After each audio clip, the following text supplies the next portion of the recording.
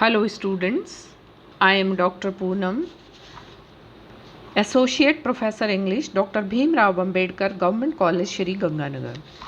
Today in this video, I will discuss Anita Desai, a famous novelist, and her novel Voices in the City, Part 1. This is my first video on Voices in the City, and in my second video, I will discuss the later themes. Anita Desai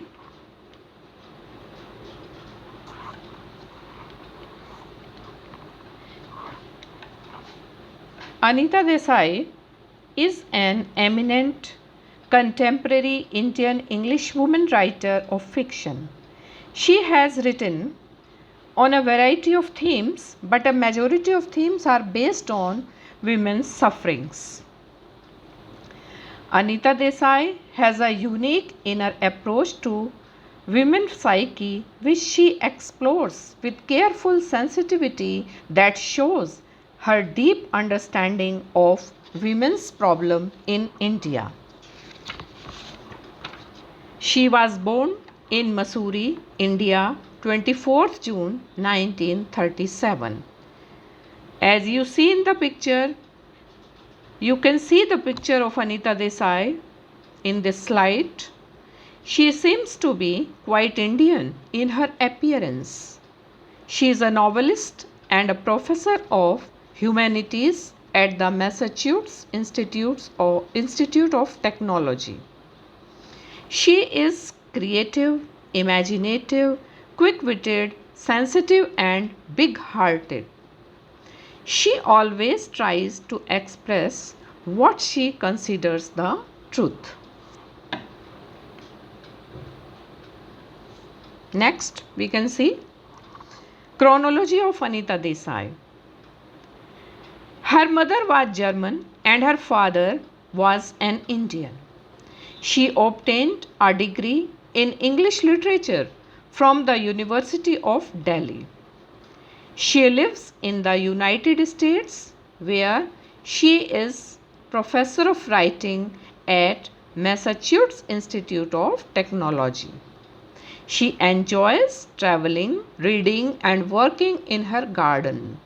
When she travels, she goes to Mexico, Europe and occasionally to India. She says that having lived independently for 15 years in the West, she found she could not return to a dependent life in India except on visits.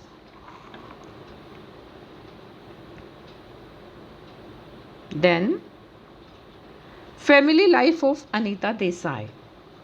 In 1958, she married Ashwin Desai, the director of a computer software company and author of the book Between Eternities, Ideas on Life and the Cosmos.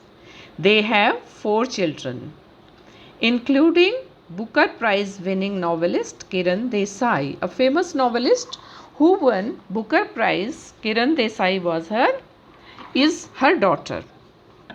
Kiran Desai, a famous novelist. Books of Anita Desai.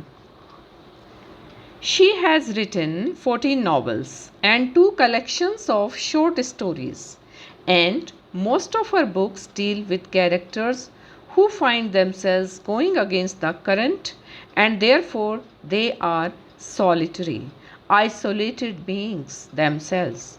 The books are about not going with the stream but against it.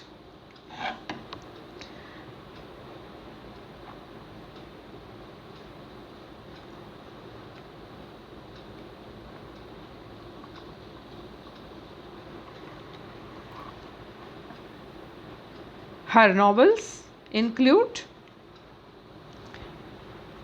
Voices in the City, 1965, Fire on the Mountain, 1977, Clear Light of Day, 1980, In Custody, 1984, Fasting Feasting, 1999, The Village by the Sea, 1982, won the Guardian Children's Fictional Award. The Zigzag Way, 2004. Desai's first two novels, Cry the Peacock, 1963, and Voices in the City, 1965, deal with the parallel themes of loneliness and survival. Voices in the City is Anita Desai's second lyrical novel in English. It depicts the Indian society which is still in transition even after more than a decade of India's independence from the British rule. Anita Desai presents theme of loneliness in a crowd by presenting the crowded city of Calcutta, where the three brothers and sisters feel left alone. Achievements. Anita Desai has received many awards for her work. In 1978, Sahitya Academy Award, National Academy of Letters Award, Fire on the Mountain. 1980, she was shortlisted for Booker Prize for Fiction for Clear Light of Day. This is also her novel, Clear Light of Day. In 1983, Guardian Children's Fiction Prize, The Village by the Sea, an Indian family story. So, these are her achievements. Then we come to the book Voices in the City, to the novel Voices in the City. In Voices in the City, there are many characters, but the chief characters are the main characters, three siblings. They are three siblings, Amla, Nirod, Monisha. And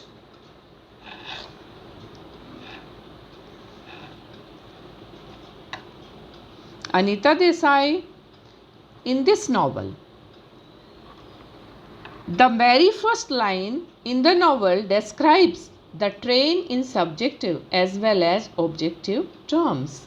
It opens with a comparison between Nirod's failure and Arun's bright success. Arun is also a character in this novel. The protagonist, I, not represented by a single person, but consists of three individuals, Nirod, Monisha and Amla. They are presented from a divided point of view, but they combine towards the end. Anita Desai adopts the technique of the diary, which adds pathos to the empty married life of Monisha. She achieves a dramatic effect in the narrative by shifting the point of view in the second part of the novel. The central woman protagonist of the novel is Monisha. She is a close observer of the reality. Monisha in this novel, she is a close observer of the reality. The novel presents the bewildering variety of sights and sounds of the city of Calcutta.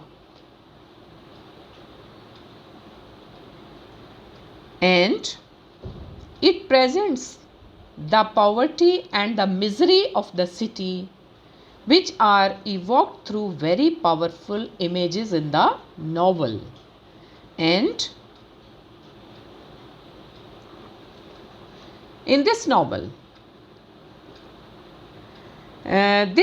is divided into 4 unequal divisions. Part 1, Nirod. Part 2, Monisha, her diary. Part 3, Amla. Part 4, Mother. The first part of the novel deals with the congenial failure of the rebellious and frustrated young man Nirod and his fight against himself. The second part, Monisha, pictures the Monisha's suffering in her married life. In the third part of the novel, Amla, Desai presents the sad tale and role of gay and lively young girl who is dejected with the influence of the deceptive and hypocritical society in the city of Calcutta. The final part, Mother deals with the fruitless reunion of the alienated mother and her love-born child Amla. The novel Voices in the City depicts the struggle of three characters, Nirod, Monisha and Amla. It also exposes their search for their identity in the city of Calcutta. The two characters, Nirod and Monisha, are quite different from each other in their attitude.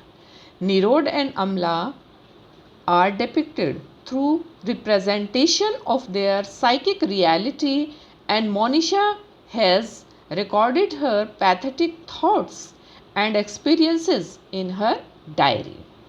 Another character developed by Anita Desai in contrast to Monisha is Sarla, a well-fashioned wife of Nirod. Sarla is wife of Nirod.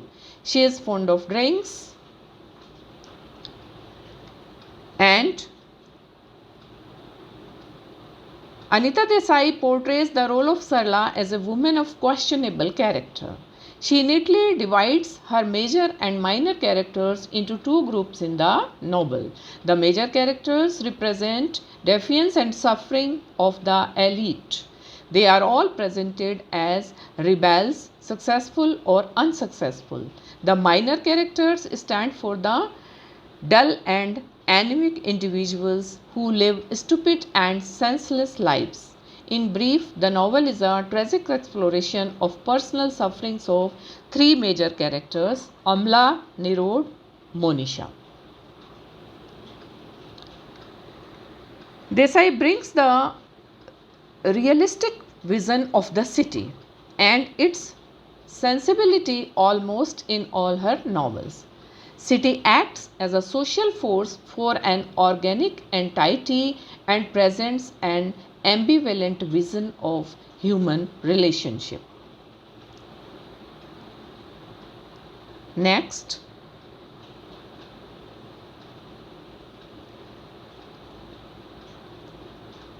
the city of Calcutta is presented symbolically as a living character, and it traps all the major characters with its evil forces. They suffer immensely while passing through different stages of failure and struggle, and their mental sufferings are depicted through variegated symbols. This novel presents the dreary picture of the Ray family, whose son Nirod goes in his own way, living the life of an intellectual in a metropolitan city. He rebels against the world of security and routine. He is disorderly, emotional even from his childhood. While he was a child, he had hated sports and riding and informed this to his father, and then he got rid of sports. He wants to live in shadows and silence. To him, silence and solitude are the most powerful things. He frequents the company of discounted intellectuals in a coffee house known for its gathering of displaced and dangerous literals of Bengal. He is a congenial failure and he becomes permanent companion of it.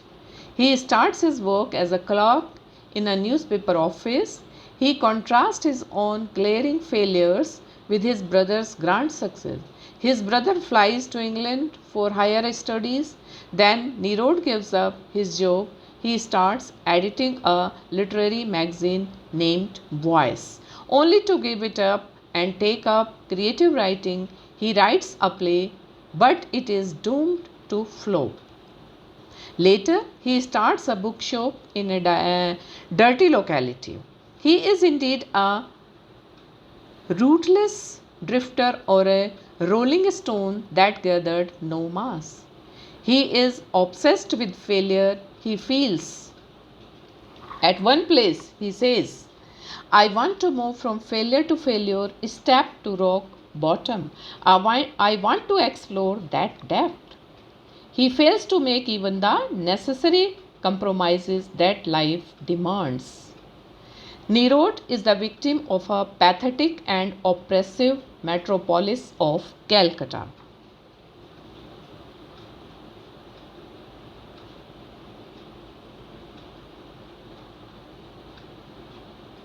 And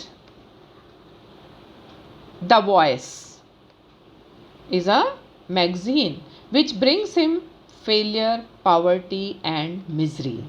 It fails to build him any contact with the world. He searches for his identity in the city.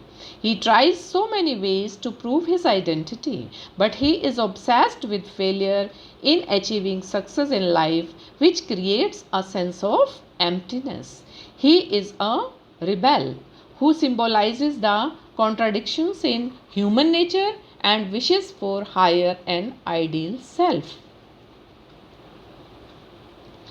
And next, in this novel, Voices in the City, we see that as we see that Desai also presents a miserable life of Nirod's two sisters. The novel is an examination of the plight of sensitive and independent women caught in the web of the hostile society. And it dramatizes the emotional turmoil of the two neglected female protagonists, Monisha and Amla. It projects their voices to struggle for life in the formidable city of Calcutta. Life in big cities is so complex, it is busy and time consuming that one hardly has time for oneself and family. Voices in the City is a wonderful demonstration of what Anita Desai said in an interview with Dalmia. The terror of facing single-handed the ferocious assaults of existence. And Anita Desai describes the corrosive effects of city life upon Indian family. Nirod, Monisha and Amla become the prey of modern civilization. Their effort to compromise with life leads to failure. The young, dreamy eyed, romantic Monisha is totally dissatisfied with her present life. Like Maya, she is also a miserable misfit among her in laws. She is married to Jeeban, who is a middle rung officer in government department with a large joint family. Jeeban, Monisha's husband. So, he belongs to a typical middle class family. Monisha's father gets her married to Jeeban against her will. Only out her compulsion she married Jeeban. Monisha's aunt tells Amla and Jeeban's completely unsuitable to Monisha's taste and inclinations.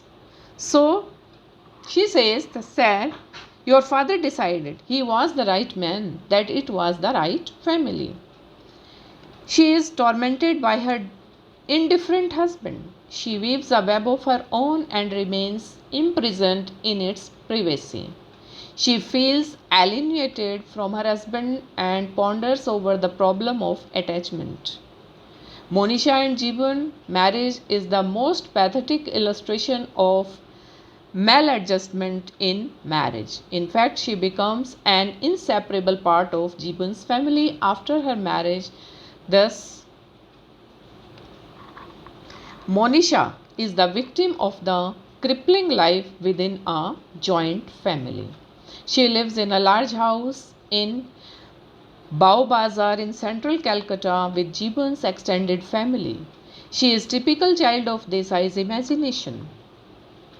She records Monisha's psychic turmoil through Monisha's diary, which clearly pictures the trauma experienced in the hostile family. Her dreams and expectations of married life in the city are broken into pieces when she gets married to Gibbon against her will. Her relationship with her husband is marked only by loneliness and incommunication. Gibbon never tries to understand his wife. She finds herself in the midst of unsympathetic relatives. हालांकि मोनिशा बहुत बड़ी family में रहती थी, लेकिन वो feel करती थी वहाँ पर अकेलापन और अनसिम्पैथेटिक relatives. All the relatives were not sympathetic to her. Monisha's suffering starts even from the first day of her marriage. It is the custom of Bengali families that newly married couples are expected to prostrate at the feet of elders to get their blessings. But Monisha is dissatisfied with the family customs and traditions. During their marriage reception, Gibbon unexpectedly pushes her to bow to his mother's feet. Monisha touches her mother-in-law's feet immediately. When her mother-in-law touches her head for blessing, her husband hardly pushes her again. Monisha thinks that it is not necessary. She is humiliated a lot when she is forced to fall at the countless feet of their relatives. Monisha gets upset even in the first day of their marriage. Her expectation from husband leads to dissatisfaction because her husband belongs to an orthodox family and they are rooted in tradition. They have certain customs and restrictions for everything. Jivan believes in orthodox role of women.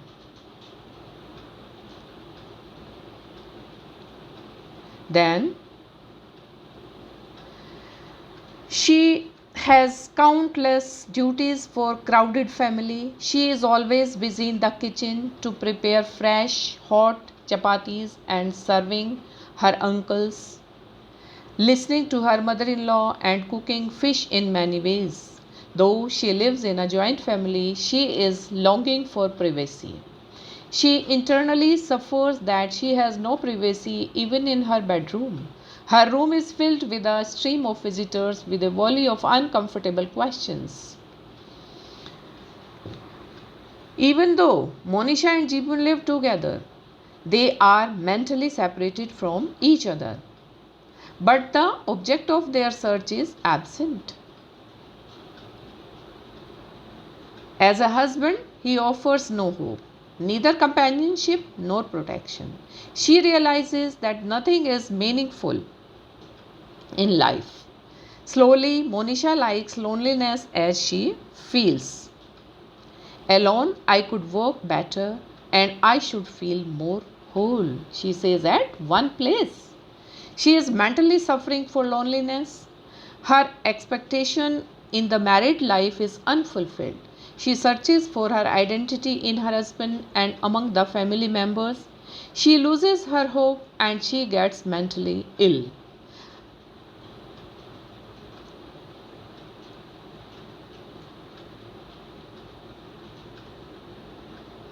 After her marriage, in fact, we see she becomes an inseparable part of Jeevan's family. However, she is accused of stealing Jeevan's money. She is physically and mentally tortured by her in-laws. She is not allowed to take money from her own husband's pocket. The members of her family look at her with suspicious eyes when she takes money from her husband's pocket to pay off the bills of her brother. And even her husband says, "Why did you tell them at once? Why did you not tell me before you look it?" And Jeevan's mother also accuses her of theft, that she has committed a theft if she has taken money from the purse of her husband. In this critical situation, she needs privacy. She wants to live alone in the house, and Desai's obsessive concern with the fate of a married woman in the Indian society of today portrays intelligent, sensitive women married to gentle but insensitive men.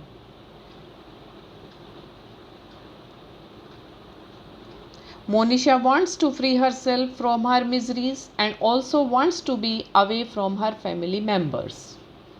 To free her mind, she goes to attend a concert for a short time.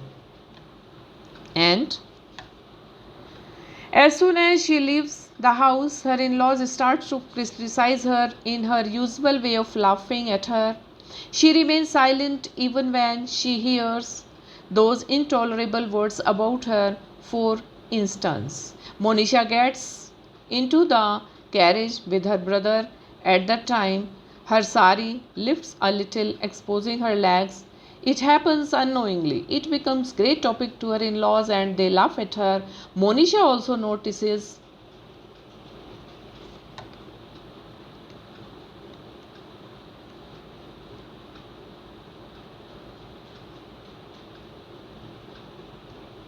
then we see that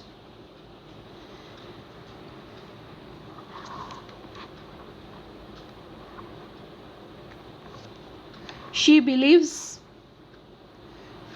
that she is lonely and longs for privacy, and she believes that her efforts are useless. Then, however, Monisha slips into the uttermost level of depression and she never comes back to the surface at all. She has no self confidence or psychic composure to defend her against the expectation of an unsympathetic and tradition bound joint family. It increases her mental agony and decides to end her life.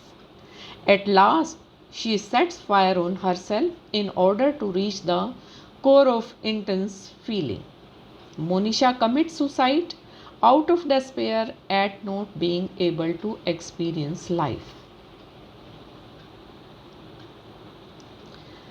The death of Monisha portrays the power of Kali once again over the inhabitants of the city.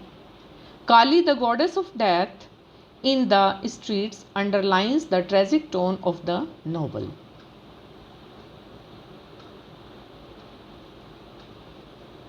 Next, Anita Desai symbolically predicts Monisha's death. Monisha in Calcutta, and over the still cemetery a pale dawn breeze wandered silently in through the window. Cemetery is the symbol of the city of Calcutta where death dwells. It also symbolizes death. Monisha's life in Calcutta means she is with death. Monisha's death blasts her sister Amla's whole psychic frame. Next comes the character Amla. It comes her pathetic brother Nirod with her entangled sister Amla. It leads both of them to a state of deep emotional disturbance and depression. Amla is the foil to Monisha. Though they are sisters, there are striking differences between them. Armed with fine arts degree from Bombay, Amla arrives at Calcutta to begin works as a commercial artist. Her bohemian lifestyle is in total contrast to Monisha's virtual temperament in Jeeban's old family. And next comes the character Aunt Leela. Aunt Leela thinks of Amla as absolutely free and in the center of such an exciting world. Amla decides to enjoy the city, her new job and freedom. She confidently expresses her decision.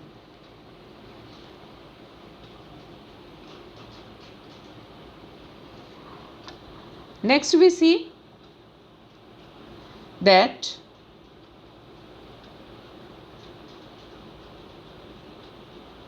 Monisha becomes the prey of modern civilization. After her marriage, she lives in a radically different environment compared to her native place. And In the novel, the role of sensitive Amla assumes significance as an observer and she is a witness to the sensitive events. Her reaction to the events is the quite opposite to Monisha's silence and passivity. And Amla's approach of life is different from Nirod and Monisha. She wants to enjoy the city life with youthful excitement. She is an intelligent and liberated woman. She learns a good lesson from the life of her sisters. She tries to prove herself and also gives meaning to it. She keenly looks forward for the happy life and career in the big city. But her experience of the Hello City life frustrates her in so many ways. When she dances with Jeet on a Saturday night, she catches her breath with fear at the great pleasure of Calcutta's nightlife. Later, she perceives the impact on Dharma's paintings. There is next a character Dharma, who is a painter. Amla wants to lead an individualistic life in the city. She is not interested in the joint family system where the freedom of a woman is completely lost. She is very bold to precede her view. Amla worries about her brother and sister. Many times she tries to change their lifestyle by giving advice. But she is shocked to see that they are the victim of the ruthless society. She is disillusioned to see the depressed and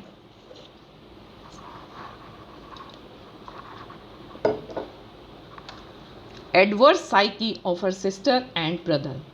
She feels this monster city that lived no normal, healthy, red-blooded life, but one that was subalternarian, underlit,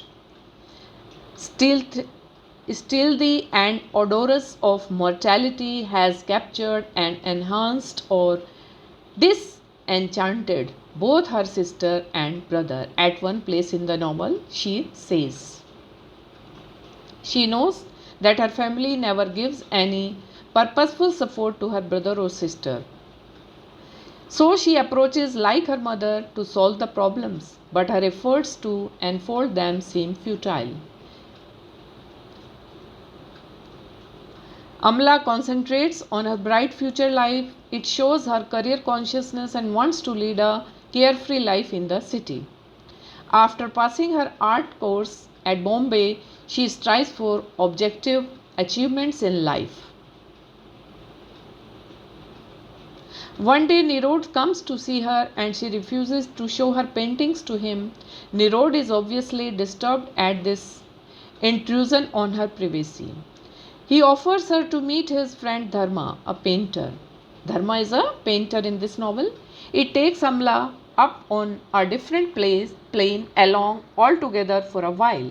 Dharma is not in his studio when they arrive. However, Dharma keeps on talking to Nirod to inconsequent things. Amla watches his hands. Amla gets impressed by Dharma's art and creativity in portrait painting. Their relationship expands when she poses as a model for his paintings. Amla's dream of love and involvement with Dharma is broken when she comes to know that he is married and also has a daughter. She is disappointed by Dharma's self-centered and cynical existence. She bids her farewell to Dharma when she knows about his married life. She uses these experiences as a platform to take off to the renewed and transfigured zones of consciousness.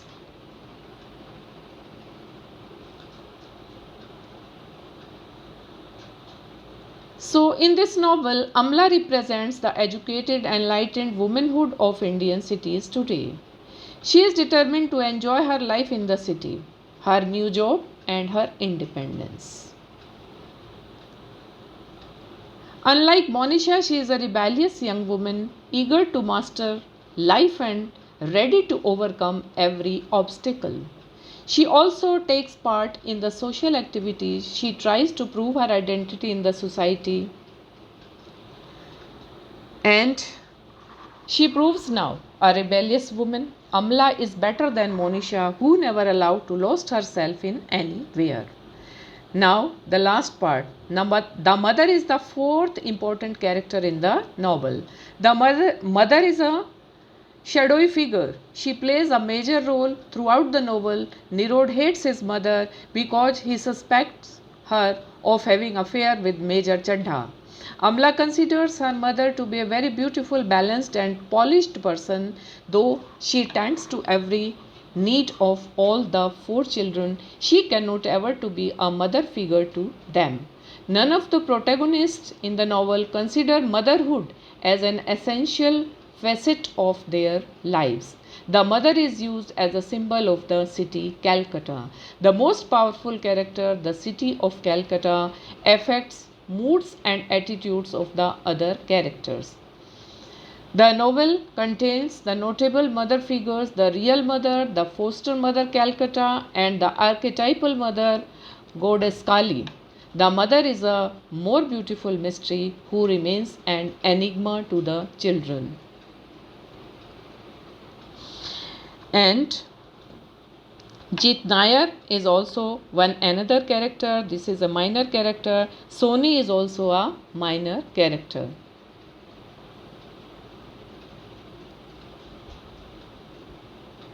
So in the Voices in the City, we see there is a record of unspoken reactions. Of all other women characters, Monisha is a victim of the situation that drains out the last drop of life in her.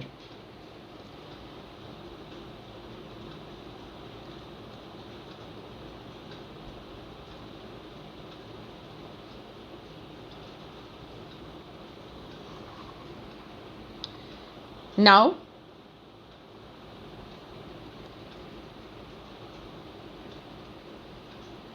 I complete this video here, and in my next video I will tell you about the novel Voices in the City and the theme of the novel and the other aspects of the novel I will discuss in my next video, Voices in the City Part 2. Thank you very much.